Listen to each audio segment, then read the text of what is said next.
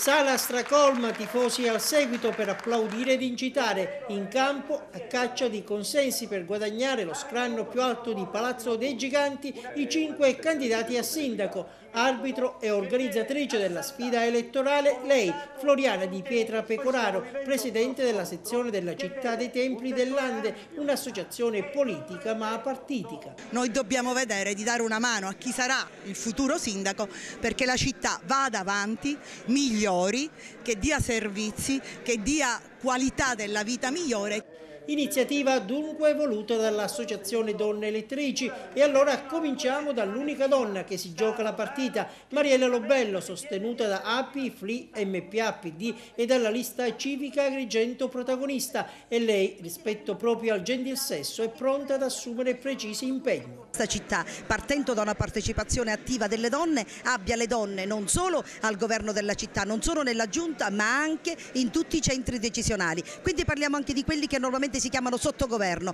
Da questo momento in poi nessun sottogoverno, tutto al maschile. E delle donne dice di avere grande rispetto Totò Pennica, candidato di Epolis, appoggiato pure da PDL, Grande Sud e Cantiere Popolare. Le donne hanno sempre una marcia in più, dietro un grande uomo c'è sempre una grandissima donna. Lei è una donna già designata assessore. Spero di aggiungerne altre.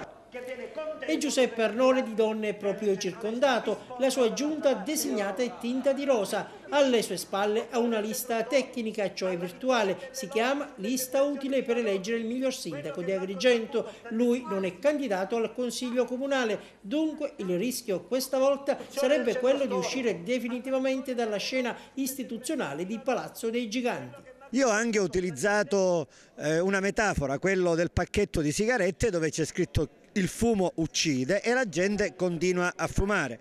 I cittadini facciano pure, sono liberi di suicidarsi fumando o votando per gli uomini che l'hanno completamente sfasciata. E una donna in giunta ce l'ha anche il sindaco uscente Marco Zambuto, spinto dall'UDC e Patto per il Territorio. Fiocco rosa dunque assicurato, ma è uno dei due fiocchi azzurri che dovrà essere registrato. Si tratta di Vittorio Messina, che al momento della designazione come assessore ha manifestato sorpresa.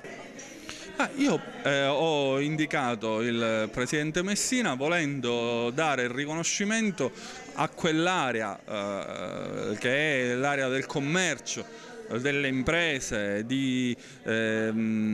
che rappresenta l'economia della nostra città. Ma lui ha accettato? Nel momento in cui dovesse emergere l'incompatibilità, allora lì dovrà scegliere. E c'è una donna anche al fianco di Giampiero Carta, candidato della lista Agrigento Bene Comune, che abbraccia Italia dei Valori, SEL e Federazione della Sinistra, l'unico ad essere frutto delle primarie, uno degli aspetti su cui punta, assieme ad un altro.